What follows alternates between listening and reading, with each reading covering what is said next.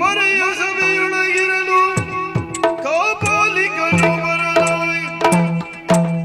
ಸಭೆಯೊಳಗಿರಲು ಕಾಪಾಲಿಕ ಬರಲು.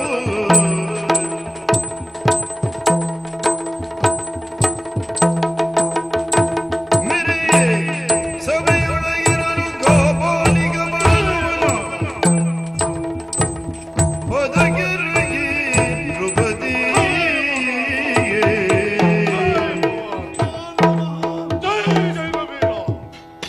ಏನು ಕಾರಣ ಬಂದಿರಿ?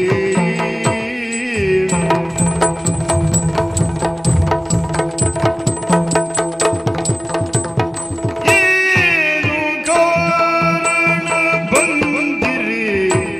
ನಿಮಗೇನು ನನ್ನಿಂದಾಗಬೇಕೆ?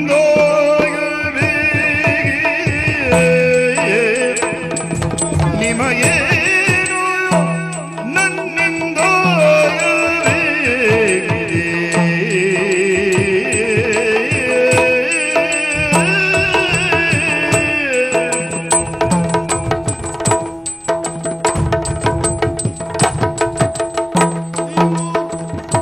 ಬೇಡಲೇನು ಸಂಶಯ ಬೇಡ, ಬೇಡಲೇನು ಬೇಡಲೇನು ಸಂಶಯ ಬೇಡ, ತಾನೇ ಎಂದನು ಮುನಿಪ.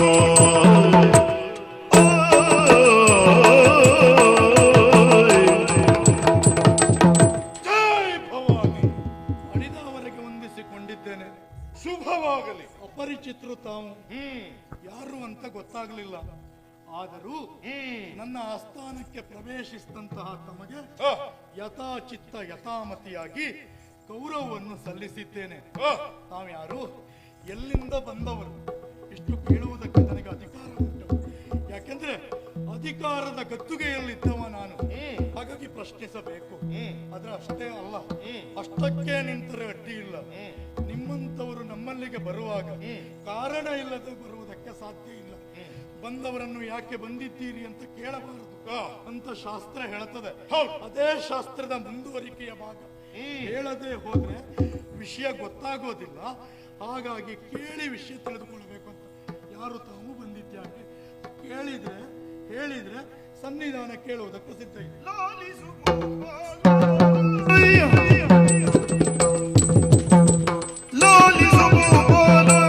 ದಯದೊಳು ಪಾಲಿಸು ಗುಣಶೀಲ, ದಯದೊಳು ಪಾಲಿಸು ಗುಣಶೀಲ.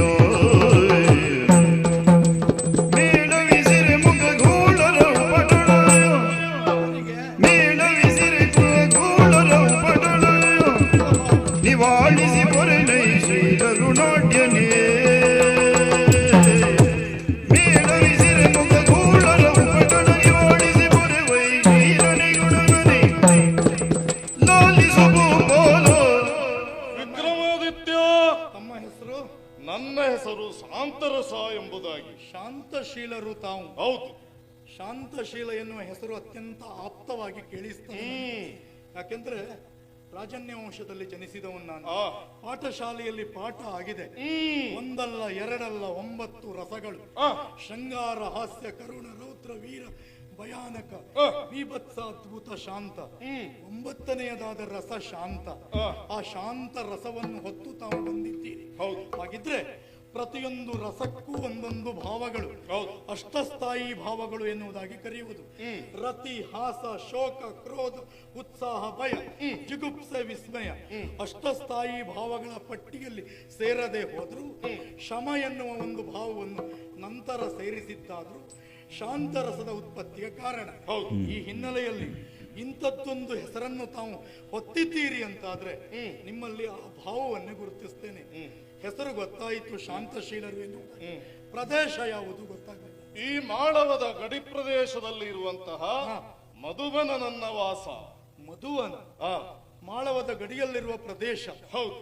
ಸೂರ್ಯವಂಶದ ಅರಸರುಗಳೆಲ್ಲರೂ ತಮ್ಮ ಪ್ರಭುತ್ವವನ್ನು ಪ್ರತಿಷ್ಠಾಪಿಸಿದ್ದು ಕೇವಲ ರಾಜ್ಯದಲ್ಲಷ್ಟೇ ಅಲ್ಲ, ಸೂರ್ಯನ ಕಿರಣಗಳು ಎಲ್ಲಿಯವರೆಗೆ ತಮ್ಮ ಬೆಳಕನ್ನು ಚೆಲ್ಲುತ್ತವೆಯೋ ಅಲ್ಲಿಯವರೆಗೆ ತಮ್ಮ ಅಧಿಕಾರವನ್ನು ಪ್ರತಿಷ್ಠಾಪಿಸಿದ ವಂಶ ಸೂರ್ಯವಂಶ.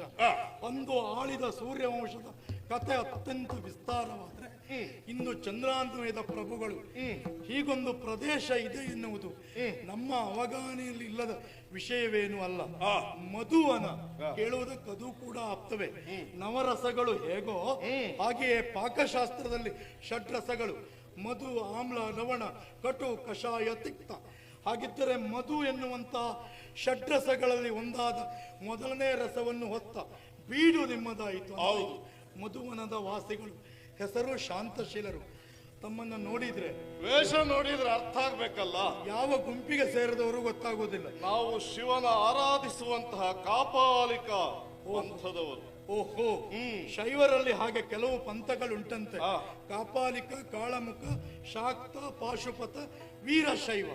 ಕಾಪಾಲಿಕ ಅಂತಂದ್ರೆ ಕಪಾಲಧಾರಿಗಳು, ಶಿವಪತ್ನಿಯಾದಂತಹ ದುರ್ಗೆಯ ಆರಾಧಕರು.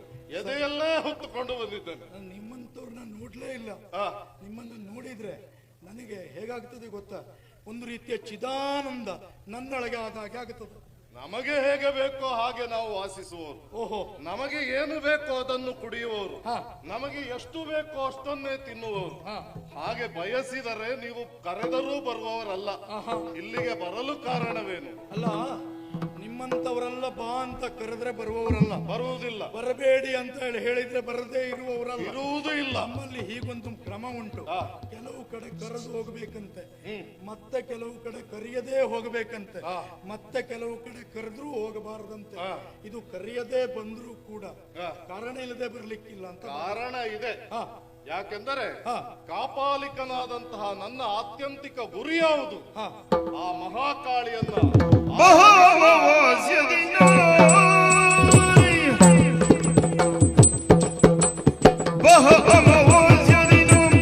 ನೀನೈತಹುದೆಲೆ ಮಾನದನ, ನೀನೈತಹುದೆಲೆ ಮಾನದನ. ಇಹುದೈವನದಲ್ಲಿ ಮಹಾಗಾಳಿಯ ಗುಡಿಯ, ಇಹುದೈವನದಲ್ಲಿ ಮಹಾಗಾಳಿಯ ಗುಡಿಯ, ಇಬ್ಬರಗ ಗತಿಜವಾಯ ಯಜ್ಞವ. ಇಹುದೈವನದಲ್ಲಿ ಮಹಾಗಾಳಿಯ ಗುಡಿಯ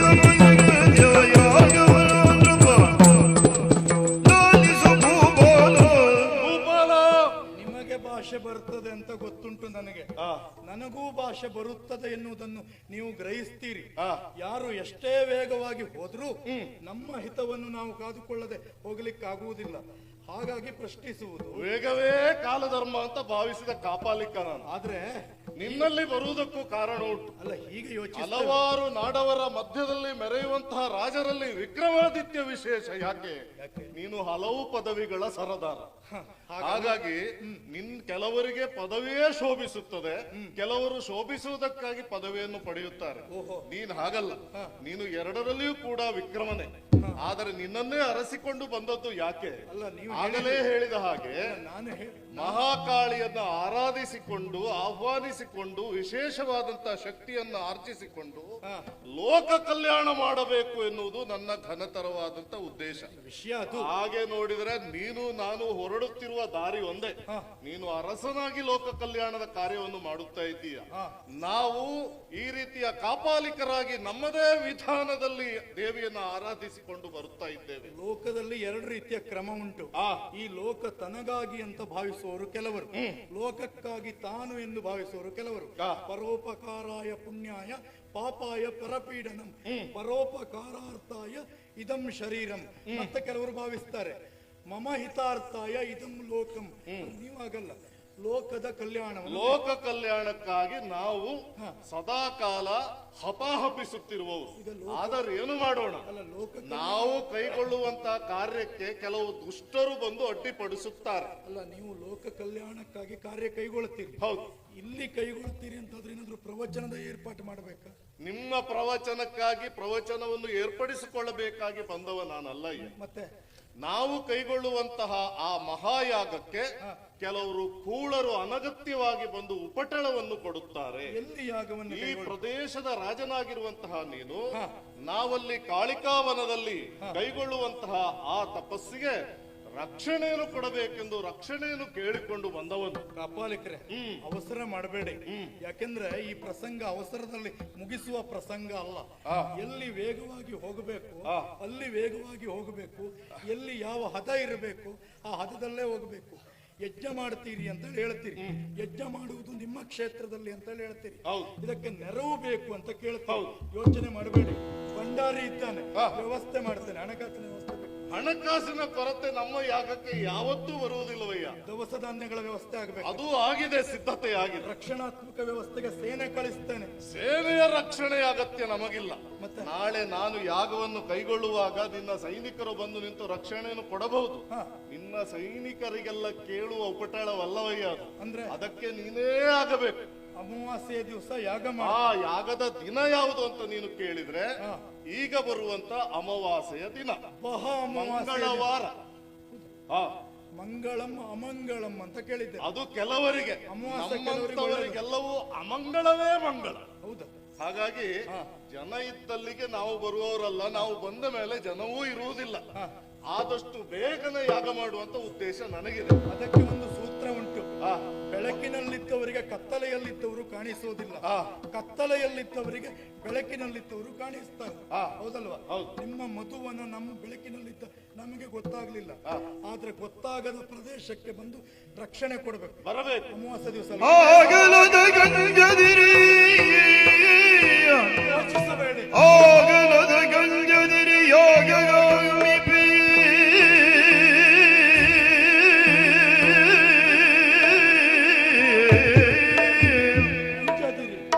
ಕಳರ ಹಾವಳಿಯನು ನೀಗಿಸಿಕೊಡುವೆನೆಂದು ಅಭಯವನಿತ್ತು ವಿಕ್ರಮ.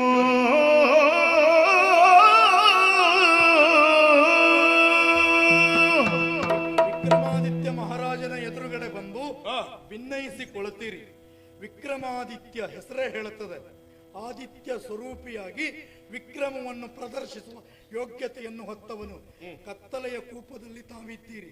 ಕಾರಣ ಅಮಾವಾಸ್ಯೆ ದಿನವನ್ನು, ಅಮಾವಾಸ್ಯೆ ದಿನ ಮಂಗಳವಾರ ಮಧ್ಯರಾತ್ರಿಯಲ್ಲಿ ನೀನೇ ಬರಬೇಕು, ನೀನೊಬ್ಬನೇ ಬರಬೇಕು. ಆ ದಿವಸ ಯಾಕೆ ಮಾಡುತ್ತೀರಿ ಕೇಳೋದಿಲ್ಲ. ರಕ್ಷಣೆಗೆ ನನ್ನನ್ನು ಬಯಸಿದ್ದಿ ಅಂತ ಆದ್ರೆ ನೀನೊಬ್ಬನೇ ಬಂದು ರಕ್ಷಿಸಬೇಕು. ನಾನು ಒಬ್ಬ ಬರಲಿ 100 ಜನ ಬರಲಿ, ನಾನು ಒಬ್ಬನೇ ಬರ್ತೇನೆ. ಒಬ್ಬನೇ ಬರಬೇಕು. ಅಲ್ಲ, ನನಗೆ 100 ಜನ ಬೇಕು ಆಗಲಿಲ್ಲ, ಆದ್ರೆ ನಿನಗೆ ವಿಶ್ವಾಸ ಬೇಡ. ಮಾತು ಕೊಟ್ಟಿದ್ದೇನೆ, ಬರ್ತೇನೆ, ಯೋಚನೆ ಮಾಡಬೇಡಿ. ಶುಭವಾಗಲಿ. ಜೈ ಕಾಳಿ.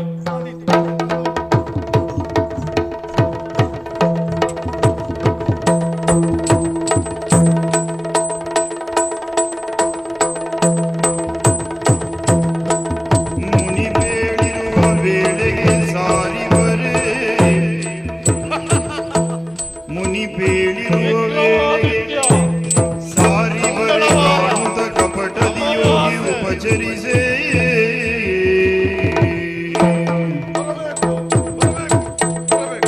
ಮಾತಿನಂತೆ ಬಂದು ಮುಟ್ಟಿದ್ದೇನೆ. ಹೌದು, ಮಾತಿಗೆ ತಪ್ಪದೇ ಬಂದಿದ್ದೀಯ. ಹೌದಪ್ಪ, ನಾವೆಲ್ಲ ಬರ್ತೇನೆ ಅಂತ ಒಂದು ಪ್ರಸಂಗಕ್ಕೆ ಮಾತು ಕೊಟ್ಟ ಮೇಲೆ ಬರದೆ ಸಂಘಟಕರಿಗೆ ಉಪದ್ರವ ಕೊಟ್ಟ ಉದಾಹರಣೆಯೇ ಇಲ್ಲ. ನಮ್ಮ ದೈಹಿಕವಾದ ಬಾಧೆಗಳು ಎಂತದ್ದೇ ಇರಲಿ, ಮಾತಿಗೆ ತಪ್ಪಬಾರದು. ಮಾತಿಗೆ ತಪ್ಪುತ್ತೇವೆ ಅಂತಾದ್ರೆ ಭೂಮಿಯ ಮೇಲೆ ನಾವಿರಬಾರ್ದು. ಎಷ್ಟೊತ್ತಿಗೆ ಬರಬೇಕು, ಎಲ್ಲಿಗೆ ಬರಬೇಕು, ಯಾವಾಗ ಬರಬೇಕು, ಹೇಳಿದ ಪ್ರಕಾರ ಬಂದಿದ್ದೆ. ಅದೇನು ಕಾಲಲ್ಲಿ ಒತ್ತರಿಸುವುದು ನೀನು ಒಂದೊಂದನ್ನೇ? ಅಲ್ಲ ಸರಿ, ನಾನು ಹೀಗೆ ಬರುವಾಗ ನನ್ನ ಕಾಲಿಗೆ ಒಂದಿಷ್ಟು ಬುರುಡೆಗಳು ತಾಗಿದೆ. ಈಗ ಲೆಕ್ಕ ಮಾಡಿದ್ದು ನಾನು ಒಂದಲ್ಲ ಎರಡಲ್ಲ 99 ಬುರುಡೆಗಳನ್ನ ಕಂಡೆ. ಈ ವೇಗದಲ್ಲೂ ಗಣಿತದಲ್ಲಿ ಬಹಳ ಬುದ್ಧಿವಂತ ನೀನು. 99 ಹೌದಲ್ಲ? 99 ಹೌದೇ, ಒಂದು ಸೇರಿದ್ರೆ 100 ಆಗ್ತದೆ. ಹೌದಪ್ಪ, ಏನಾಯ್ತು ಈಗ? ಅದು ಒಂದು ಸೇರ್ಲಿ ಅನ್ನುವಂತ ಕಾರಣಕ್ಕೋಸ್ಕರ. ಒಂದು ಅಂತಂದ್ರೆ ಇರುವ ಬುರುಡೆಗಳು 99, ಈ ಬುರುಡೆ ಒಂದು ಸೇರಿದೆ, ಅಲ್ಲಿಗೆ 100 ಆಯ್ತು, ಅಲ್ಲಿಗೆ ಕತೆ ಮುಗಿಯಿತು. ಹಾಗಾಗುದಿಲ್ಲ. ಈ ಬುರುಡೆ ಸೇರೇ 100 ಆಗ್ಬೇಕು ಅಂತ ಇಲ್ಲ, ನಿಮ್ಮ ಬುರುಡೆ ಸೇರಿದ್ರು 100 ಆಗ್ತದೆ. ಅಲ್ಲ, ಗಣಿತದ ಬಗ್ಗೆ ನನಗೆ ಪಕ್ಕಾ ಲೆಕ್ಕಾಚಾರ ಉಂಟು. ಹೇಳಿದ್ರಲ್ಲ ನೀವು, ಗಣಿತ ಶಾಸ್ತ್ರವನ್ನು ಸರಿಯಾಗಿ ಕರಗತ ಮಾಡಿಕೊಂಡಿರಬೇಕು ಅಂತ. ಲೋಕಸಾಮಾನ್ಯರ ಗಣಿತ ಹೇಗೆ? ಬಿಡಿ 10, 100, 1000, 10,000, ಲಕ್ಷ, ದಶಲಕ್ಷ, ಕೋಟಿ, ದಶಕೋಟಿ ಮುಗೀತು, ಹೌದಲ್ವಾ? ಆಮೇಲೆ 100 ಕೋಟಿ, 1000 ಕೋಟಿ ಹೇಳುವುದು. ಪ್ರಾರಂಭ ಆಗುವುದು ಎಲ್ಲಿಂದ? ಬಿಡಿ, ಬಿಟ್ಬಿಡಿ, ಬಿಡಿ 10, 100 ಬಿಟ್ಬಿಡಿ. ಈ ಗಣಿತ ತಕ್ಕೋದಿಲ್ಲ, ಈ ವಿಷಯ ಬಿಟ್ಟುಬಿಡಿ, ಇಲ್ಲಿಗೆ ಮುಗಿಸಿಬಿಡಿ. ಇದು ಲೋಕದ ಜನ ಭಾವಿಸುವುದು. ನಮಗೆ ಹಾಗಲ್ಲ ಗಣಿತ ಶಾಸ್ತ್ರ. ನೀವು ಬಿಡುವುದಿಲ್ಲ. ಅಲ್ಲಪ್ಪ, ನಮ್ಮ ಪಾಠದ ಕ್ರಮವೇ ಬೇರೆ. ಏಕಂ, ದಶಂ, ಶತಂ, ಸಹಸ್ರಂ, ದಶಸಹಸ್ರಂ, ಲಕ್ಷ, ದಶಲಕ್ಷ, ಕೋಟಿ, ದಶಕೋಟಿ, ಮಹಾಪದ್ಮ, ಶಂಕು, ಜಲಧಿ, ಅಂತ್ಯ, ಮಧ್ಯ, ಪರಾರ್ಥ. ಇದು ನಮ್ಮ ಲೆಕ್ಕ. ನನಗೆ 100 ಲೆಕ್ಕ. ಹೌದಾ? ಇರ್ಲಿ. ಈಗ 100ನ್ನ ಯಾರು ಸೇರಿಸಿ 100 ಮಾಡ್ಬೇಕೀಗ? ನಿಮ್ಮನ್ನೇ ಸೇರಿಸ್ಬಿಡುವ. ಹಾಗಲ್ಲ. ಈಗ ಯಜ್ಞಕ್ಕೆ ಬರುವ ಉಪಟಳದ ಬಗ್ಗೆ ಹೇಳಿದ್ನಲ್ಲ, ಇದು ಏನಿದು ಕತೆ? ಯಾವ ಉಪಟಳ ಅಂತ ನೋಡಿದ್ಯಾ? ನೋಡಿದೆಯ ನೃಪ ಹಿರಿಯ ಮಧ್ಯದಲ್ಲಿ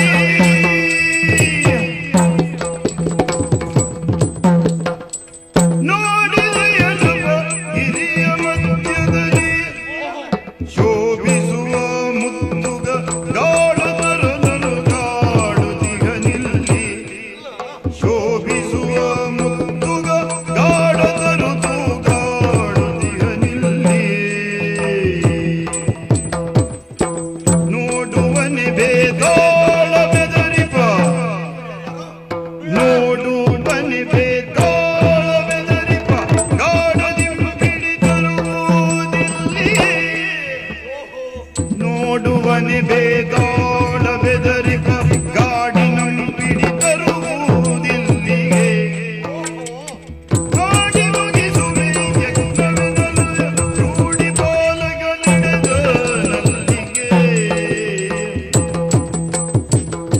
ರಾಜ ಬಂದಾಗಲೇ ಎಣಿಸಿದ 99 ಬುರುಡೆಗಳಿಗೆ ಕಾರಣನಾದಂತ ಒಬ್ಬ ವ್ಯಕ್ತಿ ಇದ್ದಾನೆ. ನೋಡೋದು ಆ ಗಿರಿಯ ಮಧ್ಯದಲ್ಲಿ ಒಂದು ಮುಳ್ಳು ಮುತ್ತುಗದ ಮರ ಇದೆ. ಆ ಮುತ್ತುಗದ ಮರದಲ್ಲಿ ತಲೆ ಕೆಳಗಾಗಿ ಕಾಲು ಮೇಲಾಗಿ ಒಬ್ಬ ನೇತಾಡುತ್ತಾ ಇದ್ದಾನೆ. ಒಬ್ಬ ಬೇತಾಳ ನೇತಾಡುತ್ತಾ ಇದ್ದಾನೆ. ಆ ಬೇತಾಳ ಈ ಎಲ್ಲಾ ಯಜ್ಞದ ತಾಳ ತಪ್ಪಿಸುತ್ತಾ ಇದ್ದಾನೆ. ಹಾಗಾಗಿ ಹೋಗಿ ಅವನನ್ನು ಹಿಡಿದು ತಂದು ಇಲ್ಲಿ ನಿನ್ನ ಕಟ್ಟಿ ನಿಲ್ಲಿಸಿದೆ ಅಂತ ಆದ್ರೆ ಅಲ್ಲಿಗೆ ಕತೆ ಮುಗಿಯುತ್ತದೆ. ಕತೆ ಮುಗಿಸುವ.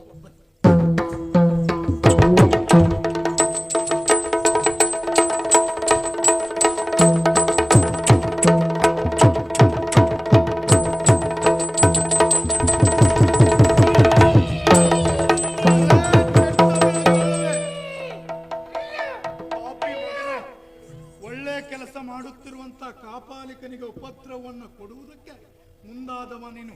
ನಿನ್ನನ್ನ ಎಳೆದು ಒಯ್ತೇನೆ. ಏನು? ನನ್ನನ್ನು ಎಳೆದು ಒಯ್ಯೋದು ಅಷ್ಟು ದೊಡ್ಡ. ನೀನು ತ್ರಾಸ ತೆಗೆದುಕೊಳ್ಳೋದು ಬೇಡ. ಏನು ಪ್ರಯಾಸ ಬೇಡ ನನಗೆ. ಪ್ರಯಾಸ ಯಾಕೆ ಕೇಳು? ನೀನ್ ಹಾಗೆ ಬರ್ತೀಯ? ನಾನಾಗೇ ಬರ್ತೇನೆ. ಹಾಗಿದ್ರೆ ಹೋಗು. ಆದ್ರೆ ಒಂದು ಮಾತು. ಏನು? ಅದನ್ನು ನೀನು ನಡೆಸಿದ್ರೆ ನಿನ್ನ ಜೊತೆಗೆ ನಾನೇ ಬರ್ತೇನೆ. ಏನು ಮಾತು? ಧರಣಿಪತಿ ಕೇಳೆನ್ನ ಪ್ರಶ್ನೆಗೆ ಅರಿತು ಉತ್ತರವೀಯದಿರೇ. ಧರಣಿಪತಿ ಕೇಳೆನ್ನ ಪ್ರಶ್ನೆಗೆ ಅರಿತು ಉತ್ತರವೀಯದಿರೇ. ತವ ಶಿರವು ಹೋಳಾಗುವುದು, ತವ ಶಿರವು ಹೋಳಾಗುವುದು, ಬೇಡಡೆ ತರುವೆ ನಾನವೆಯೆಂದನು. ತವ ಶಿರವು ಹೋಳಾಗುವುದು, ಬೇಡಡೆ ತರುವೆ ನಾ ಎಂದೇಳನು.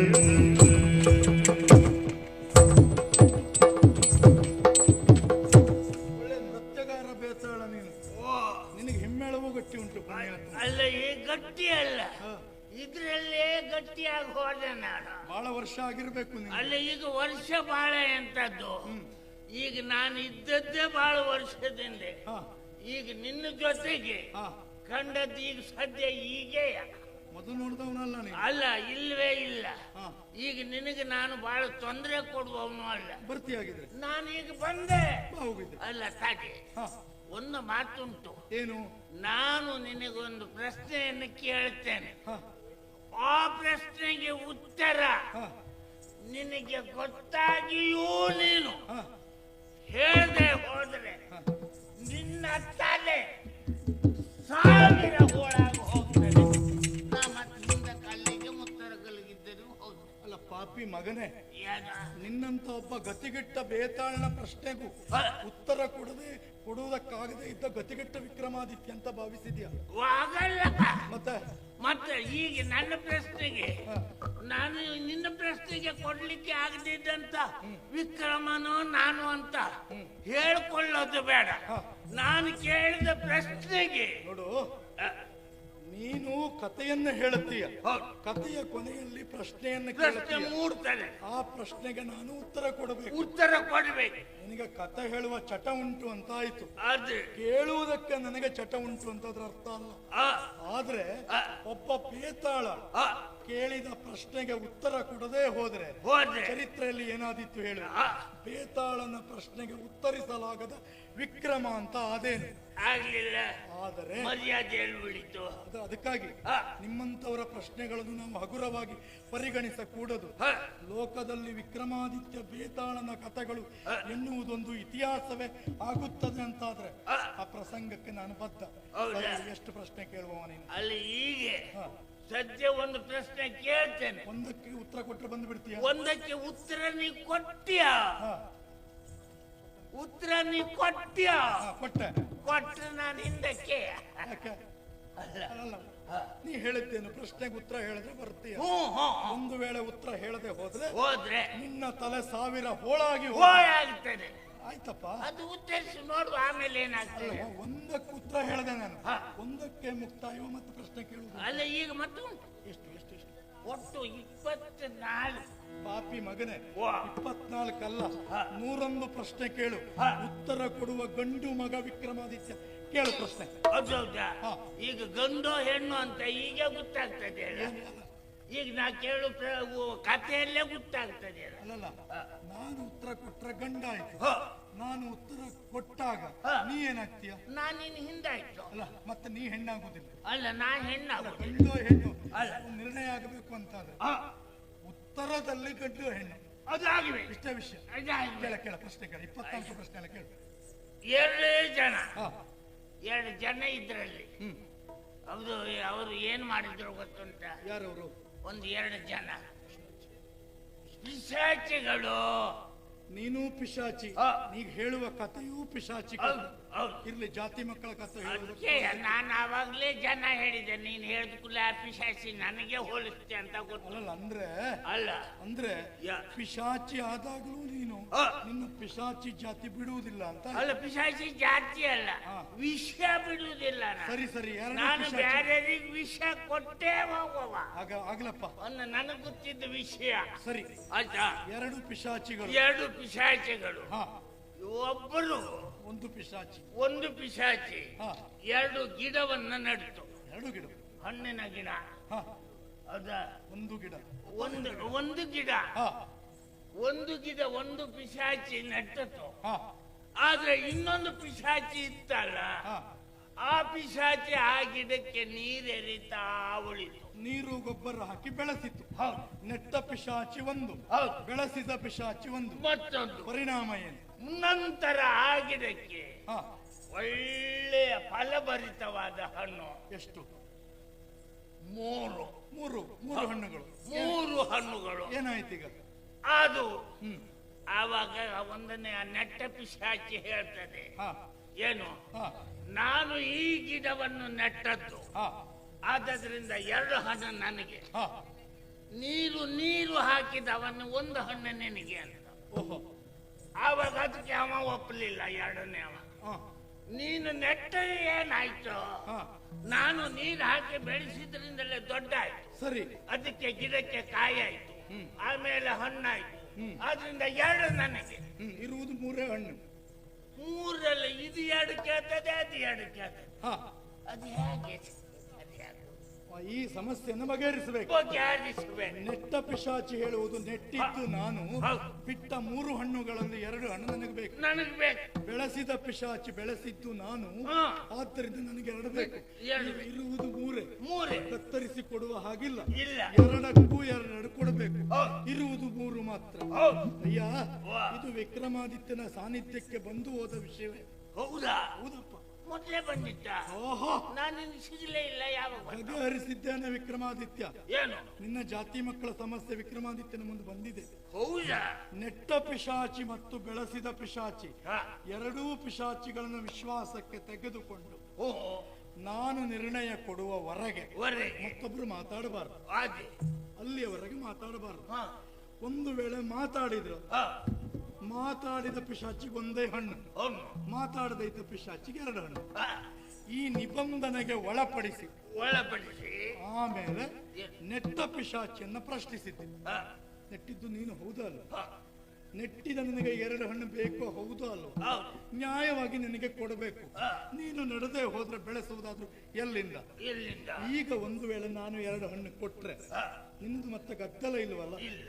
ನೀನ್ ನನ್ನ ಗೆಳೆಯನಾಗ್ತೀಯ, ಇದು ತೆಗೆದುಕೋ ಅಂತ ಹೇಳಿ ಕೊಟ್ಟಿದ್ದೆ.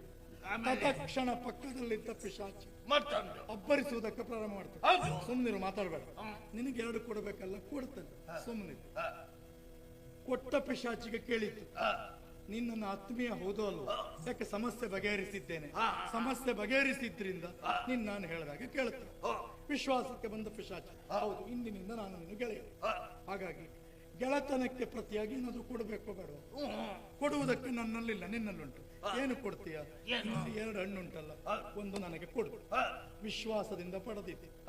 ಈ ಪಿಶಾಚಿಗೂ ಅದೇ ದಾರಿಯನ್ನು ಬಳಸಿದ್ದು. ನೀನು ಬೆಳೆಸಿದ ಪಿಶಾಚಿ ಹೌದು ಅಲ್ವ? 2 ಹಣ್ಣನ್ನ ಕೊಟ್ರೆ ನೀನು ಮೌನವಾಗಿರುವುದು ಹೌದು ಅಲ್ವ? ನಿನ್ನ ಗೆಳೆಯ ಅಂತ ನನ್ನನ್ನು ಒಪ್ಪಿಕೊಳ್ತೀಯ ಹೌದು ಅಲ್ವ? ಮತ್ತೆ ಗದ್ದಲ ಇಲ್ವಲ್ಲ? ಹಾಗೆ 2 ಹಣ್ಣನ್ನು ಅದಕ್ಕೂ ಕೊಟ್ಟು ಮತ್ತೆ ಮೈತ್ರಿ ಭಾವದಿಂದ, ಮೈತ್ರಿ ಭಾವದ ಪ್ರಾಪ್ತಿ ಏನು? ನೀನು ಪಡೆದಂತಹ 2 ಹಣ್ಣುಗಳಲ್ಲಿ 1 ಹಣ್ಣನ್ನು ನನಗೆ ಕೊಡು. 2 ಪಿಶಾಚಿಗೆ 2 ಕೊಟ್ಟು ಮತ್ತೆ 1 ಹಣ್ಣನ್ನು ತನ್ನದಾಗಿಸಿಕೊಂಡಿತ್ತು. ಕತೆ ಇದ್ದಿರುವುದು 3 ಹಣ್ಣುಗಳು 2.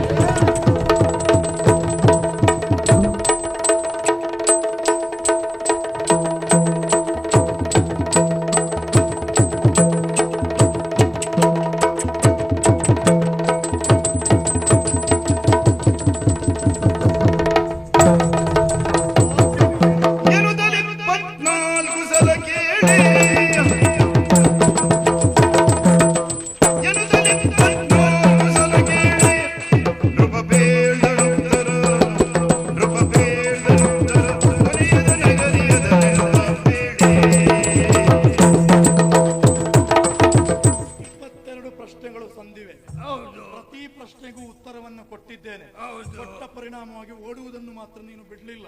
23 ಮತ್ತು 24ನೇ ಪ್ರಶ್ನೆಗಳು ಬಾಕಿ ಉಳಿದಿವೆ. ನೀನು ಓಡಿ ಹೋದಂತ ನಿನ್ನನ್ನು ಹಿಡಿದು ಬಂದು ನಾನು ತಂದಾಗಲೆಲ್ಲ ಮತ್ತೆ ಉತ್ತರವನ್ನು ಕೊಟ್ಟಾಗಲೂ ಓಡುತ್ತಾ ಇದ್ದೀಯ. 2 ಪ್ರಶ್ನೆಗಳುಂಟು. ಮತ್ತೆ 2 ಉಂಟು. 23ನೆಯ ಪ್ರಶ್ನೆ. 23ನೆಯ ಪ್ರಶ್ನೆ. ಒಂದು ರಾಜನಿಗೆ ಒಂದು ಮಗಳು ಪ್ರಾಯಕ್ಕೆ ಬಂದಿದ್ದಾಳೆ. ಆ ಪ್ರಾಯಕ್ಕೆ ಬಂದಂತ ಮಗಳನ್ನ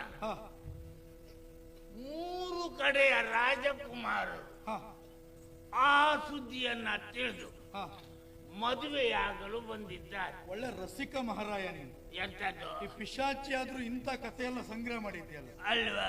ಒಬ್ಬ ರಾಜನಿಗೆ 3 ಒಬ್ಬಳು ಮಗಳು ಕನ್ಯಾರ್ಥಿಯಾಗಿ ಬಯಸಿ ಬಂದ ರಾಜಕುಮಾರರು 3 ಜನ. ಅವಳು ಒಬ್ಬಳೆ. ಏನಾಯ್ತೀಗ? ಆವಾಗ ಯಾರಿಗಾದ್ರೂ ಒಬ್ಬರಿಗೆ ಕೊಡಬಹುದಿತ್ತಲ್ಲ? ಕೊಡಬಹುದಾಗಿತ್ತು. ಆದ್ರೂ 3 ಜನ ಬಂದಿದ್ದಾರೆ. ಆವಾಗ ಮಹಾರಾಜರು ಏನೇ ಹೇಳಿದ್ರು? ಏನು? ನಾನು ಈ ವರ್ಷ ಮದುವೆ ಮಾಡುವುದಿಲ್ಲ, ಬರುವ ಇದೇ ದಿವಸಕ್ಕೆ ಮದುವೆ ಮಾಡ್ತೇನೆ ಅಂದುಕೊಂಡು. ಹಾಗಿದ್ರೆ ಬರುವ ಇದೇ ದಿವಸಕ್ಕೆ ನೀವು ಮದುವೆ ಮಾಡ್ತೀರಿ ಅಂತ ಆದ್ರೆ ನಾವು ಬರುವ ಇದೇ ದಿವಸಕ್ಕೆ ಮತ್ತೆ ಬರ್ತೇವೆ ಅಂತ ಅವರು ಹೊರಟರು. ಹೇಳಿ ಹೋದ್ರು. 1 ವರ್ಷದ ನಂತರ 1 ವರ್ಷದ ನಂತರ ಪುನಃ ಅವರು ಇಲ್ಲಿಗೆ ಬಂದು ನೋಡ್ತಾ ಇದ್ರೆ ಆ ರಾಜನ ಮನೆಯಲ್ಲಿ ಆ ರಾಜನ ಮಗಳಿದ್ದಾಳಲ್ಲ, ಸತ್ತು ಬಿದ್ದಾಳೆ. ಸತ್ತು ಹೋಗಿದೆ. ಹೌದು. ಇವರು ಮದುವೆ ಆಗಬೇಕು ಅಂತ ಬಂದಿದ್ದಾರೆ. 3 ಜನ ಬಂದಿದ್ದಾರೆ. ಹೆಣ ನೋಡ್ತಾರೆ. ಹೋಗ್ಬಿಟ್ರು. ಆ ಮಹಾರಾಜನು ಅಲ್ಲಿಲ್ಲ, ಅವಳು ಸತ್ತು ಬಿದ್ದಿದ್ದ. ಆಮೇಲೆ ಆವಾಗ ಬಂದವಳು ಇವ್ರನ್ನ ಕಂಡಾವಾಗ ಏನು ಮಾಡುದು? ಒಬ್ಬ ಬಹಳ ಸಂತಾಪ ಪಟ್ಟು ಈ ಬಾಲಿಕೆಯನ್ನ ಏನಾದ್ರೂ ಸಂಸ್ಕಾರ ಮಾಡಬೇಕು ಅಂತ, ಒಬ್ಬ ಸಂಸ್ಕಾರ ಮಾಡಬೇಕು ಅಂತ ವಿಚಾರ ಮಾಡಿದ. ಮತ್ತೊಬ್ಬ ಏನ್ ಮಾಡಿದ? ಈ ಶವ ಸಂಸ್ಕಾರ ಮಾಡಿದ ಮೇಲೆ ಅದಕ್ಕೆ ಈ ತಾನು ಮದುವೆ ಆಗಬೇಕಾದಂತ ಈ ಹುಡುಗಿ ಇವತ್ತು ಸತ್ತೇ ಹೋಯ್ತಲ್ಲ, ದೇವರೇ ಏನು ಮಾಡುವುದು ಅಂತ ಚಿಂತಾಕ್ರಾಂತನಾಗಿ ಅಲ್ಲೇ ಕುಳಿತುಕೊಂಡ. ಒಬ್ಬ ಸುಮ್ಮನುಳದ, ಸುಮ್ಮನೆ ಕುಂತ. ಒಬ್ಬ ಸಂಸ್ಕಾರ ಮಾಡಿದ. ಹೌದಾ? ಇನ್ನೊಬ್ಬ ಮತ್ತೊಬ್ಬ ಇದ್ದವ ಎಂತದು ಸ್ವಲ್ಪ ಬುದ್ಧಿವಂತವ. ಸತ್ತವರನ್ನು ಬದುಕಿಸುವಂತಹ ಯೋಗ್ಯತೆ ಉಂಟವನಲ್ಲಿ. ಅಂದ್ರೆ ಅವನಲ್ಲಿ ಸಂಜೀವಿನಿ ಮಂತ್ರವು ಅವನಲ್ಲಿ ಇದ್ದದ್ರಿಂದ ಸಂಜೀವಿನಿ ಮಂತ್ರವನ್ನ ಉಪದೇಶಿಸಿ ಆ ಹುಡುಗಿಯನ್ನ ಜೀವಂತ ಮಾಡಿದ. ಬದುಕಿದ್ಲವು. ಈಗೇನಾಯ್ತು ಈಗ? ಹೌದಾ? ಈಗ ನೀನು ಹೇಳು. ಅಲ್ಲಿ ಸತ್ತ ಹೋದವಳನ್ನ ಅವ ಸಂತಾಪದಿಂದ ಅಲ್ಲಿ ಅಳ್ತಾ ಕುಂತವನು, ಅಥವಾ ಆದ ಶವ ಸಂಸ್ಕಾರಕ್ಕೆ ಎಲ್ಲವನ್ನು ಸಿದ್ಧತೆ ಮಾಡುವಂತ ಇನ್ನೊಬ್ಬನು, ಅಥವಾ ಇವಳನ್ನ ಸಂಜೀವಿನಿ ಮಂತ್ರವನ್ನ ಪಠಿಸಿ ಅವಳನ್ನ ಜೀವಂತ ಮಾಡಿದವನು, ಯಾರು ಮದುವೆ ಆಗ್ಬೇಕು? ಮದುವೆಯಾಗುವುದಕ್ಕೆ ಅರ್ಹತೆ ಇದ್ದವ್ರು ಯಾರು? ಸಂಸ್ಕಾರವನ್ನ ಮಾಡಿದವನು, ಅಥವಾ ಸಂಜೀವಿನಿಯನ್ನ ತಂದವನು, ಅಥವಾ ಅವಳಿಗೋಸ್ಕರವಾಗಿ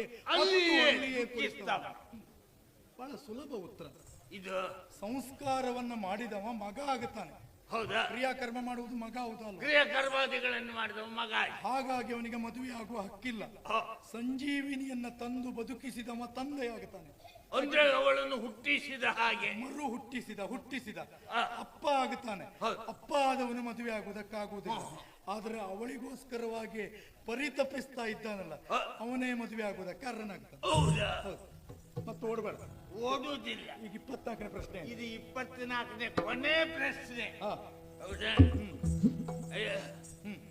ಒಂದು ತಂದೆ ಮತ್ತು ಮಗ.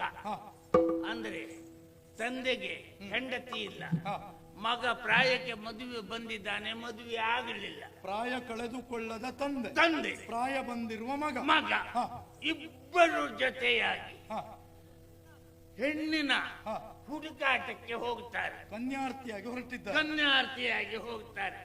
ಇಬ್ಬರಿಗೂ ಮದುವೆ ಆಗ್ಬೇಕಂತ ಮನಸ್ಸು.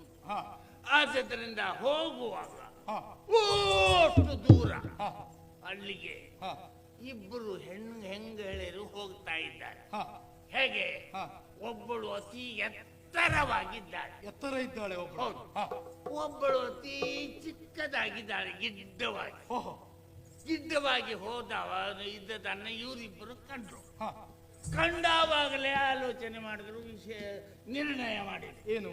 ಆ ಎತ್ತರಕ್ಕಿದ್ದವಳು ತಾನು ಮದುವೆ ಆಗ್ತದೆ. ಯಾರು ಅಂತ ತಂದೆ ಹೇಳ್ದ. ಎತ್ತರ ಇದ್ದವಳನ್ನ ಅಪ್ಪ ಮದುವೆ ಆಗುದು.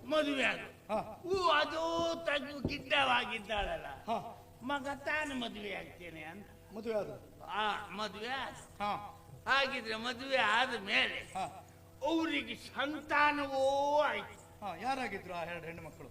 ಸಂತಾನ ಆದ ಮೇಲೆ ಒಂದು ವಿಶೇಷತೆ ಆಯ್ತು ನೋಡಿ. ಅಲ್ಲಿ ಏನು? ದೊಡ್ಡ ಸಮಸ್ಯೆನೇ ಆದಂಗ ಆಯ್ತು ಅವರಿಬ್ಬರಲ್ಲೂ. ಏನೇನು? ಈಗ ಮದುವೆ ಆದ ಎತ್ತರಕ್ಕಿದ್ದವಳು ಯಾರು? ಆ ಗಿಡ್ಡಕ್ಕಿದ್ದವಳ ಮಗಳು. ಆ ಗಿಡ್ಡಕ್ಕಿದ್ದವಳು ಯಾರು? ಎತ್ತರಕ್ಕಿದ್ದವಳ ತಾಯಿ. ಎತ್ತರಕ್ಕಿದ್ದವಳು ಮಗಳನ್ನು ಅಪ್ಪ ಮದುವೆಯಾಗಿದ್ದಾನೆ, ಗಿಡ್ಡಕ್ಕಿದ್ದ ತಾಯಿಯನ್ನು ಮಗ ಮದುವೆಯಾಗಿದ್ದಾನೆ.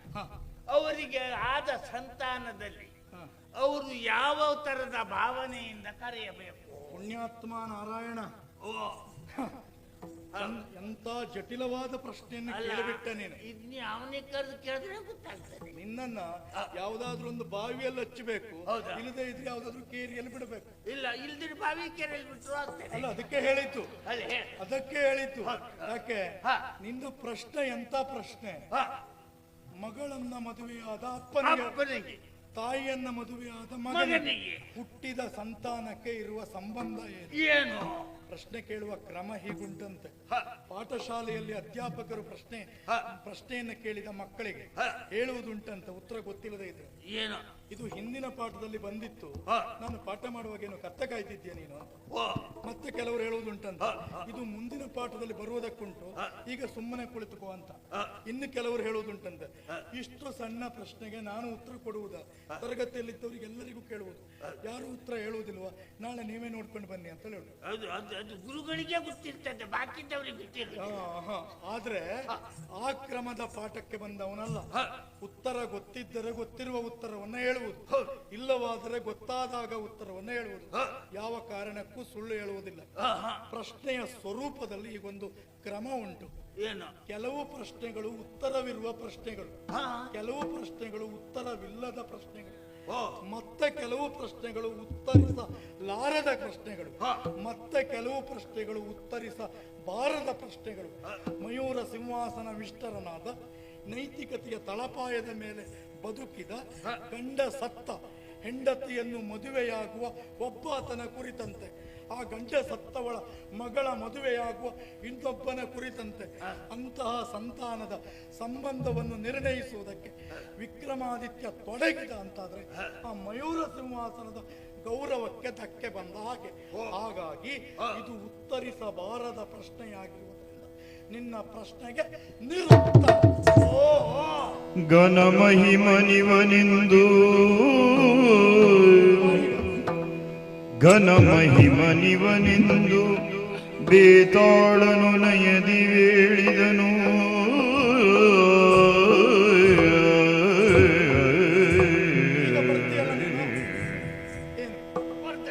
ಕಪಟಿಗ ಮುನಿಯು ನಂಬಲು ಬೇಡ,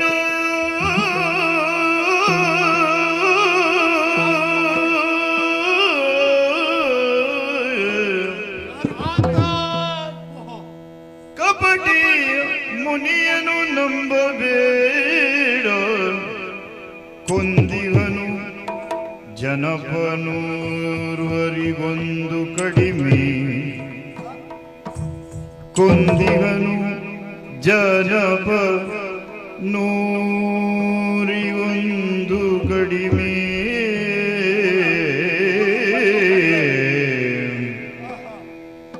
ಕಪಟಿಗ ಮುನಿಯನು ನಂಬಬೇಡೋ,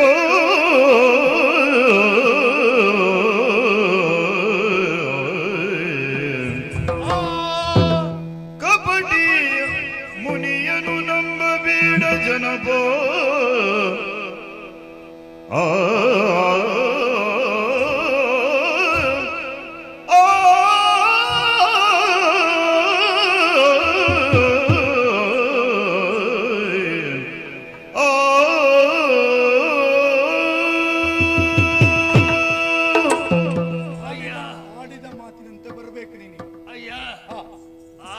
ಮಾತಿನಂತೆ ಬರುವುದಕ್ಕೆ ಏನು ತೊಂದರೆ ಇಲ್ಲ. ಮತ್ತೆ ಹೋಗುವಾಗ ಮಾತಾಡುವ.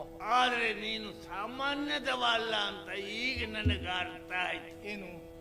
ಆದ್ರೆ ಏನು ಮಾಡೋಣ, ನೀನು ನಂಬಿದವ ಉಂಟಲ್ಲ, ಅವ ಯಾರು? ಅತ್ಯಂತ ಸಜ್ಜನ, ಲೋಕ ಹಿತಕ್ಕಾಗಿ ಯಜ್ಞಯಾಗಗಳನ್ನ ಮಾಡುವವ. ಕೆಟ್ಟವ ನೀನು. ನೀನು ಅವನಿಗೆ ತೊಂದರೆ ಕೊಡುತ್ತೀಯ.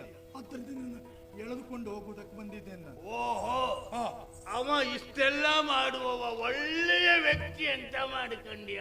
ಯಜ್ಞವನ್ನು ಮಾಡುವ ಒಳ್ಳೆಯವನು. ಕಪಟಿಗ ನಾನಲ್ಲ, ಕಪಟ ಮುನಿ ಅವ. ಅವ ಕಪಟ, ಹೌದು. ನೀನು ಸಂಭಾವಿತ. ಏನು ಪ್ರಕರಣ? ಯಾಕೆ ಕೇಳು. ನೀನು ಈಗಾಗಲೇ ನಿನಗೆ ಅವ ಹೇಳಿದ್ದೇನು? 99 ವ್ಯಕ್ತಿಗಳ ತಲೆಯನ್ನ ನೀನು ಕಡಿದು ಮುಗಿಸಿದ್ದಿ. ಆದ್ದರಿಂದ ಯಜ್ಞಕ್ಕೆ ಅನಾನುಕೂಲವಾಗಿದ್ದಿ. ಯಜ್ಞವನ್ನು ಮಾಡಬೇಕು ಅಂತಾದ್ರೆ ನಿನ್ನನ್ನು ನಿಯಂತ್ರಿಸಬೇಕು. ಆದ್ರಿಂದ ಹೇಳ್ಕೊಂಡು ಬರ್ಬೇಕು ಅಂತ ಹೇಳಿ. ಹೌದಾ? ಇಲ್ಲೇ ನೀನು ಲೆಕ್ಕ ಹಾಕು. ಏನು? ಹೀಗೆ 99 ಮಂದಿಯನ್ನ ನಾನು ಕಡಿದು ಮುಗಿಸಿದ್ದೇನೆ. ಆದ್ರಿಂದ ಅವ ಮಾಡಬೇಕಾದದ್ದು ಎಷ್ಟು ಮಂದಿಗಾಗಿತ್ತು? ಅಲ್ಲ, ಅವ ಮಾಡ್ಬೇಕಾಗಿದ್ದು ಅಂದ್ರೆ ಅರ್ಥ ಆಗಲ್ಲ. ಅಲ್ಲಿ ಈಗ ಯಜ್ಞಕ್ಕೆ ಬಲಿ ಕೊಡಬೇಕಾದದ್ದು ಎಷ್ಟು ಜನಕ್ಕೆ? ಬಲಿಯ ವಿಷಯ ಬರಲೇ ಇಲ್ಲ. ಬರ್ಲೇ ಇಲ್ವಾ?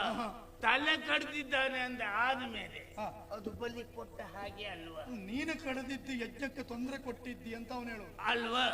ಹಾಗಿದ್ರೆ ಅದು ಕಡ್ದದ್ದು ನಾನಲ್ಲ. ಮತ್ತೆ ಅವ ಈಗಾಗಲೇ ಕಪಟ ವೇಷದಿಂದ ನಿನ್ನಂತ 99 ತಲೆಗಳನ್ನ ತಂದು ಅಲ್ಲಿ ಕತ್ತರಿಸಿದ್ದಾನೆ. ಆ ಕತ್ತರಿಸಿದ 99ರಲ್ಲಿ ಮೊದಲನೇ ತಲೆ ನನ್ನದೇ. ಅಂದ್ರೆ ನಾನು 99 ತಲೆ ಕಡ್ದಿದ್ದಾನೆ. ಹೌದು, ನಾನು ಅವ ಬೇರೆ ಬೇರೆ ಅಲ್ಲ. ಅಂದ್ರೆ ಅವನೇ ಕಡ್ದವ್, ನೀನಲ್ಲ.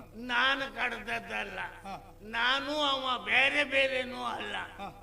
ಅಣ್ಣ ತಮ್ಮಂದಿರೇ, ಒಟ್ಟಾರೆಯಾಗಿ ಇದ್ದವರೇ.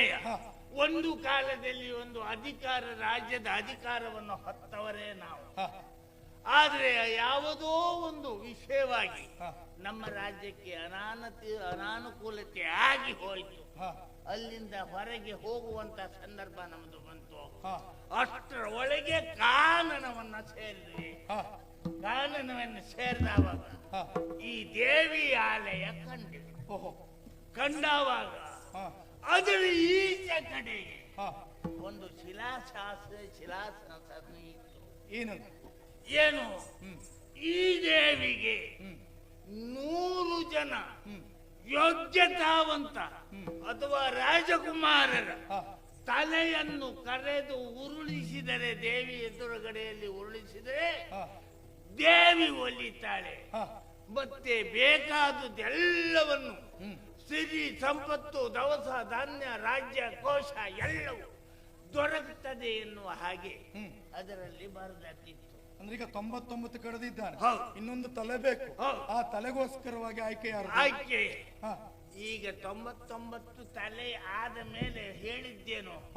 ಆಮೇಲೆ ತನ್ನ ತಲೆಗೆ ಹೋದದ್ದು ನಿನ್ನ ತಲೆ ಹೇಳಿಲ್ವಾ? ನನ್ನ ತಲೆ ಕಡಿಯುವುದಕ್ಕೆ ಹೊಂಚಾಗ್ತಾ ಇದ್ದಾನೆ. ಅದಕ್ಕೆ ಆದದರಿಂದ ನೀನು ಅತಿ ಜಾಗರೂಕನಾಗಿ ನೀನು ವ್ಯವಹರಿಸಬೇಕು. ಏನು? ಈಗ ಅಲ್ಲಿ ಹೋಗುವಾಗ ನೇರವಾಗಿ ಹೋಗು. ಈಗ ನನ್ನನ್ನ ಈ ಪ್ರೇತವನ್ನ ತಾನು ಹಿಡಿದು ಅದಕ್ಕೆ ಏನು ಮಾಡಬೇಕು ಎಲ್ಲ ಮಾಡಿ ಮುಗಿಸಿದ್ದೇನೆ ಅಂತ. ಆಮೇಲೆ ಅವ ಏನಂತಾನೆ? ಏನಂತಾನೆ? ಹೀಗೆ ಹಾಗಿದ್ರೆ ದೇವಿ ಆರಾಧನೆ ಮಾಡೋಣ ಅಂತ ಹೇಳ್ತಾ, ದೇವಿ ಆರಾಧನೆ ಮಾಡುವುದಾದ್ರೆ ಆರಾಧನೆ ಮಾಡಿ ಸ್ನಾನ ಸಂಧ್ಯಾದಿ ಕರ್ಮಗಳನ್ನೆಲ್ಲ ಮುಗಿಸಿದ ಮೇಲೆ ಆರಾಧನೆ ಮಾಡಿ ದೇವಿಗೆ ಸಾಷ್ಟಾಂಗ ನಮಸ್ಕಾರ ಮಾಡಬೇಕು. ಉತ್ತಂಡ ನಮಸ್ಕಾರ ಮಾಡಬೇಕು ಅಂತ ಹೇಳ್ತಾನೆ. ಹೇಳಿದವಾಗ ನೀನು ಉದ್ದಂಡ ನಮಸ್ಕಾರ ಮಾಡುವಾಗ ತಲೆ ತಗ್ಗಿಸಿ ಉದ್ದಂಡ ನಮಸ್ಕಾರ ಮಾಡಿದಾಗ ನಿನ್ನ ತಲೆಯನ್ನ ಕತ್ತರಿಸಿ ದೇವಿಯನ್ನು ಒಲಿಸಿ. ಅದಕ್ಕಾಗಿ ನಾನು ಜಾಗೃತ ಆಗಿರಬೇಕು. ನೀನು ಜಾಗೃತ ಆಗಿ ಈ ವಿಷಯವನ್ನ ತಿಳಿಸಿದಂತ ನಿನ್ನ ಬಗ್ಗೆ ನನ್ನ ಪೂರ್ಣವಾದ ವಿಶ್ವಾಸ ಉಂಟು. ಅಗತ್ಯ ಬಂದಾಗ ಅದಕ್ಕಾಗಿ ಇನ್ನು ಮುಂದೆ ನಿನಗೆ ಯಾವುದೇ ಕಾಲದಲ್ಲಿ ನನ್ನ ಸಹಾಯ ಬೇಕಿದ್ರೆ ನನ್ನನ್ನು ನೆರೆ ನಿನಗೆ ಒಂದು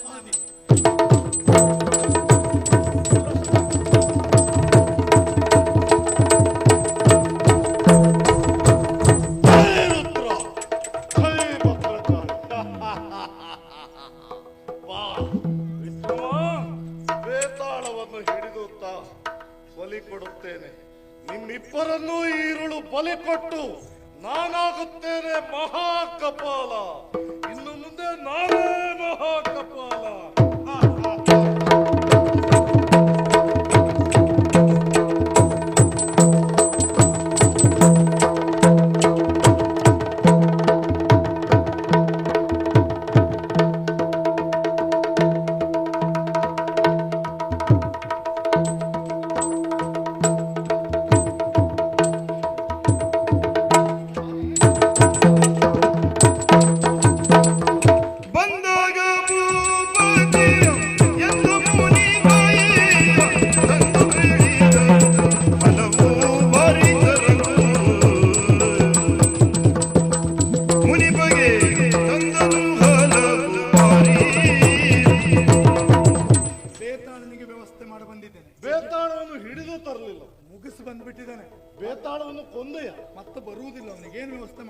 ಇದ್ದೇನೆ, ಯಜ್ಞ ಮಾಡಿ. ಹಾಗಾದ್ರೆ ಯಜ್ಞ ಮಾಡುವ ಪೂರ್ವದಲ್ಲಿ ಒಂದು ಸ್ನಾನ ಆಗಬೇಕು. ಅದು ಬರುವಾಗ ಮಾಡೇ ಮುಗಿಸ್ಕೊಂಡು ಬಂದ್ಬಿಟ್ಟಿದ್ದೇನೆ. ಪುಷ್ಕರಣಿಯಲ್ಲಿ ಸ್ನಾನ ಮಾಡಿಯೇ ಬಂದಿದ್ದೆ. ಈ ಪ್ರಸಂಗ ಎಷ್ಟು ಬೇಗ ಮುಗಿಸ್ಬೇಕು ಅಷ್ಟಕ್ಕೆ ನಾನು ಸಿದ್ಧವಾಗಿ ಬಂದಿದ್ದೇನೆ. ಹಾಗಾದ್ರೆ ನೀನು ಬರುವ ಪೂರ್ವದಲ್ಲೇ ಯಜ್ಞ ಕಾರ್ಯ ಎಲ್ಲ ಮುಗಿದಿದೆ. ನೀವು ಬಹಳ ವೇಗವಾಗಿ ಇದ್ದೀರಿ. ಆ ತೀರ್ಥ ಪ್ರಸಾದ ಒಂದು ಕೊಡುವುದು ನಿನಗೆ ಬಾಕಿ ಇದೆ. ಕೊಟ್ಟು ಬಿಡಿ, ಕೈ ಎತ್ತಿದೆ. ನಿನಗೊಂದು ಪ್ರಸಾದ ಕೊಟ್ಟು ಮುಗಿಸಿದ್ರೆ ಅಲ್ಲಿಗೆ ನನ್ನ ಕೆಲಸವೂ ಮುಗಿಯುತ್ತದೆ. ಅಲ್ಲ, ನೀವು ನಿಮ್ಮಿಂದ ಪ್ರಸಾದ ಪಡೆದ್ರೆ ನಿಮ್ಮ ಕೆಲಸವನ್ನು ಮುಗಿಸ್ತೇನೆ ನಾನು. ಅದಕ್ಕೂ ಪೂರ್ವದಲ್ಲಿ ದೇವಿಗೊಂದು ದೀರ್ಘದಂಡ ನಮಸ್ಕಾರ ಆಗ್ಬೇಕಲ್ಲಯ್ಯ, ಸಾಷ್ಟಾಂಗ ನಮಸ್ಕಾರ. ಸಾಷ್ಟಾಂಗ ನಮಸ್ಕಾರ ನಿನ್ನಿಂದ ಆಗಬೇಕು. ನನಗೆ ಈ ನಮಸ್ಕಾರದಲ್ಲಿ ಬೇರೆ ಬೇರೆ ವಿಧಾನ ಗೊತ್ತುಂಟು. ಯಾರಾದ್ರೂ ಕಂಡಾಗ ಕೈ ಮುಗಿದು ಗೊತ್ತು, ಎದೆಗುತ್ತಿ ನಮಸ್ಕಾರ ಮಾಡಿ ಗೊತ್ತು. ಶಿರಸಾಷ್ಟಾಂಗ ನಮಸ್ಕಾರ ಅಂತಂದ್ರೆ ಶಿರದಿಂದ ಮೊದಲುಗೊಂಡು ದೇಹದ 8 ಅಂಗಗಳು ನೆಲಕ್ಕೆ ತಾಕಿ ಮಾಡುವ ನಮಸ್ಕಾರ. ಕೇಳಿ ಬಲ್ಲೆ, ಆದ್ರೆ ನಾನೊಬ್ಬ ರಾಜ, ಇಲ್ಲಿವರೆಗೆ ಯಾರಿಗೂ ಮಾಡಿದವನಲ್ಲ. ಹಾಗಾಗಿ ಈ ನಮಸ್ಕಾರ ನನಗೆ ಗೊತ್ತಿಲ್ಲ. ಹಾಗಂತ ಮಾಡುವುದೂ ಇಲ್ಲ ಅಂತಲ್ಲ, ನೀವು ಮಾಡಿ ತೋರಿಸಿದ್ರೆ ಮಾಡೇ ಮಾಡಿ. ಹೌದು. ಹಾಗಾದ್ರೆ 3 ಬಾರಿ ಸುತ್ತು ಬಂದು ದೇವಿಗೆ ಉದ್ದಂಡವಾಗಿ ನಮಸ್ಕಾರ ಮಾಡ್ಬೇಕು. ತೋರಿಸ್ತೇವೆ.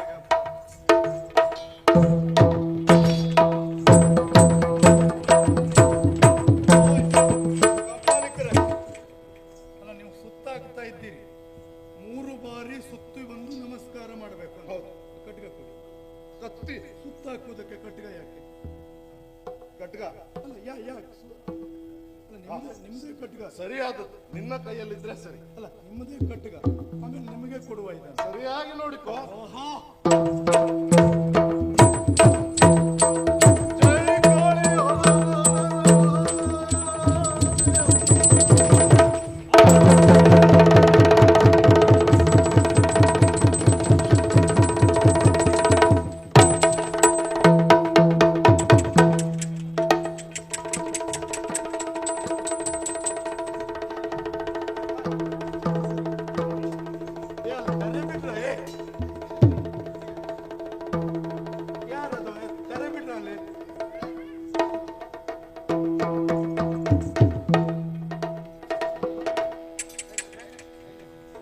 ಜಯ ಗಾಳಿಗಾಂಬೆ, ಜಯ ಗಾಳಿಗಾಂಬೆ, ಜಯ ಸುರವಂದ್ಯ ಗಿರಿಜೋದೆ,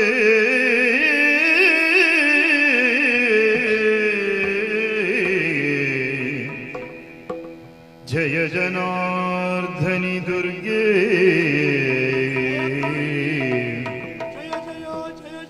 ಜಯ ಜನಾರ್ದನಿ ದುರ್ಗೆ, ಚಾಮುಂಡಿ ಪರಶಿವೆ, ಜಯ ಸರ್ವಮಂಗಲಾರ್ಪಣಿ ಶಾಂಭವಿ ಪಾಲಲೋಚನಿ, ಜಯ ಸರ್ವಮಂಗಲಾರ್ಪಣಿ ಶಾಂಭವಿ ಪಾಲಲೋಚನೆ,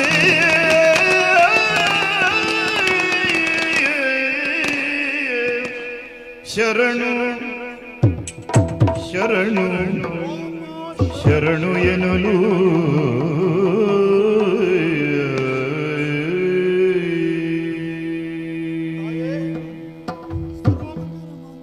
ಶಿವೇ ಸರ್ವಾರ್ಥ ಸಾಧಿಕೆ, ಶರಣ್ಯೇ ತ್ರಯಂಬಕೆ ಗೌರಿ ನಾರಾಯಣಿ ನಮೋಸ್ತುತೆ.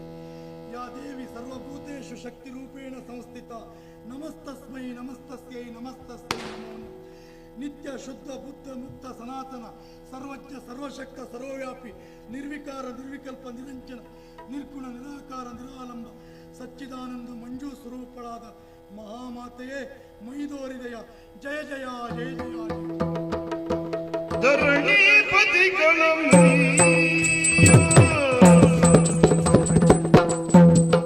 ಧರಣೀಪತಿ ಶಿರವರಿದು ಮುಗಿಸಿದೆಯೋ, ಶಿರವರಿದವನೋ ಮುಗಿಸಿದೆಯೋ,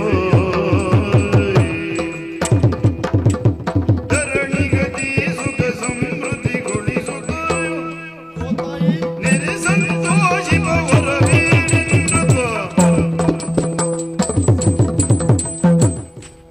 ಜಯ ಜಯ ಜಯ ಜಯ.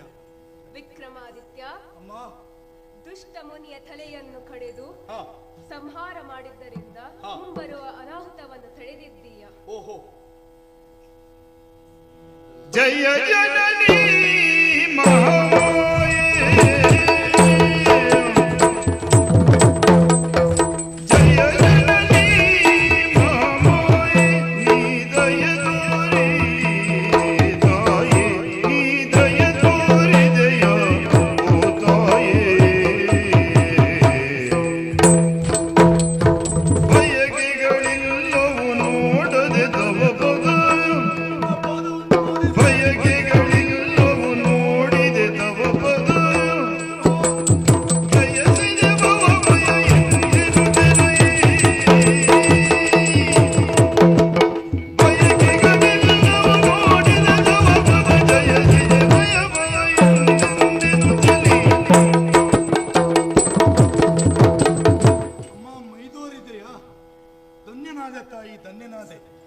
ನನಗೆ ಈ ನಿರೀಕ್ಷೆ ಇರಲಿಲ್ಲ. ದುಷ್ಟನಾದ ಕಾಪಾಲಿಕನ ಕತ್ತನ್ನು ಕತ್ತರಿಸಿದ್ರೆ ನೀನು ದಯ ತೋರುತ್ತೀಯ ಎನ್ನುವ ಭಾವ ಇರಲಿಲ್ಲ. ಆದರೆ ಅಮ್ಮ, ಪ್ರತ್ಯಕ್ಷಳಾದಂತಹ ನೀನು ಮಗು ವಿಕ್ರಮ ಬೇಕಾದ ವರವನ್ನ ಕೇಳು ಎನ್ನುವುದಾಗಿ ಹೇಳುತ್ತಿ. ನಿನ್ನನ್ನು ಕಂಡ ಮೇಲೆ ಮತ್ತೆ ವರ ಬೇಕಮ್ಮ. ನಿನ್ನ ಪಾದಗಳನ್ನು ಕಂಡು ಈ ಕಣ್ಣುಗಳು ಪಾವನವಾದವು. ಅನ್ನಮಯ, ಅರ್ಥಮಯ, ಮನೋಮಯ, ವಿಜ್ಞಾನಮಯ, ಆನಂದಮಯ, ಜ್ಞಾನಮಯ, ಪ್ರಾಣಮಯ, ಈಶ್ವರಮಯ ಎಲ್ಲವೂ ಆದಂತಹ ನಿನ್ನನ್ನು ನನ್ನೊಳಗೆ ಪ್ರತಿಷ್ಠಾಪಿಸಿಕೊಳ್ಳುವುದಕ್ಕಿಂತ ಭಾಗ್ಯ ಇನ್ನೇನು ಬೇಕಮ್ಮ? ಯಾವ ವರವೂ ಬೇಡ ತಾಯಿ. ಮಗನೇ ಮೆಚ್ಚಿದೆ ನಿನ್ನ ಗುಣಗಳು,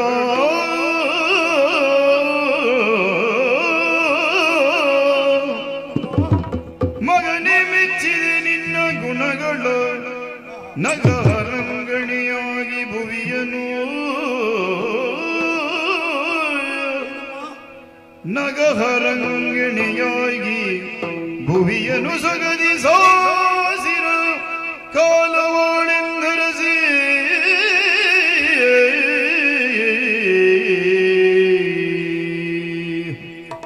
ತಾಯಿ, ಕಂದ ವಿಕ್ರಮ, ಮೆಚ್ಚಿದ್ದೇನಪ್ಪ. ಏಕೆಂದರೆ ಮಗನೇ ವಿಕ್ರಮ, ಮೆಚ್ಚಿದ್ದೇನಪ್ಪ. ಏಕೆಂದರೆ ನೀನು ಮಾಡಿದ ಈ ಸತ್ಕಾರ್ಯದಿಂದ ಭೂಮಿಯಲ್ಲಿ ಸುಖ, ಶಾಂತಿ, ಸಮೃದ್ಧಿ ಸದಾಕಾಲ ಇರುವಂತೆ ಆಗಿದೆ. ಓಹೋ, ನೀನು ನನಗೆ ಯಾವುದೇ ವರ ಬೇಡ ಎಂದು ಹೇಳಿದರೂ ಕೂಡ ವರವನ್ನು ಕೊಡದೆ ಹೋಗುವವಳು ನಾನಲ್ಲ. ಓಹೋ, ಮಗನೇ, ನಾನು ನಿನಗೆ ವರವನ್ನು ನೀಡುತ್ತಿರುವೆ. ಏನದು ತಾಯಿ? ಒಂದು ಸಾಲ.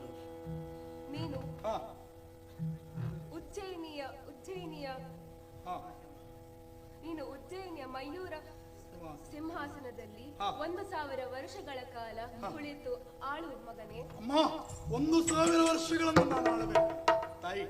ಹಾಗೊಮ್ಮೆ ಆಳುವ ಹೊತ್ತಿನಲ್ಲಿ ವಿರೋಧಿಗಳು ಆಕ್ರಮಿಸಿದರೆ ವಿರೋಧಿಗಳನ್ನು ಎದುರಿಸುವುದಕ್ಕೆ ಏನನ್ನು ಕೊಡುತ್ತೀಯಮ್ಮ? ನಾನು ನಿನಗೆ ಈ ಚಂದ್ರಾಯುಧ ಖಡ್ಗವನ್ನು ಕೊಡುತ್ತಿರುವೆ.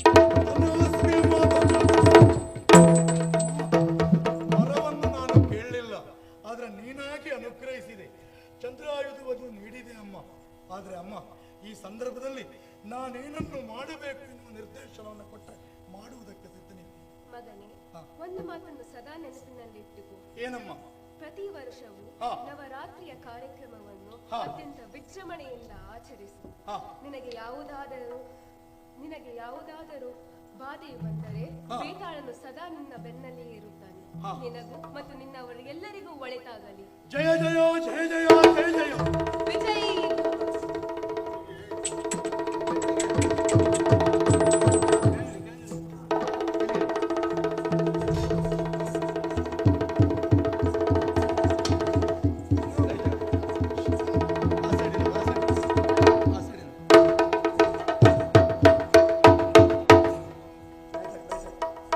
ಒಂದು ದಿನ